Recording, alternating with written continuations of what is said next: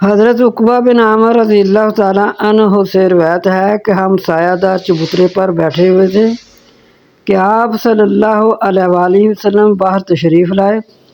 فرمایا تم میں سے کون وادی بطحان کی طرف ہر روز جانا پسند کرتا ہے یا عقیق کی طرف؟ بڑی کوہان والی 2 اونٹنیاں لائے، رشتہ داری کو نہ توڑے اور گناہ بھی نہ کرے۔ ہم نے عرض کی یا اللہ کے رسول، ہم سب دوست رکھتے ہیں۔ فرمایا کیا تم میں سے مسجد میں نہیں جاتا؟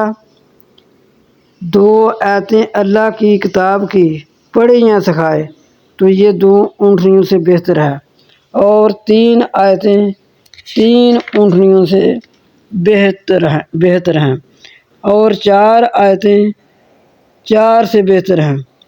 آیتوں کی گنتی اونٹنیوں کی گنتی سے بہتر ہیں۔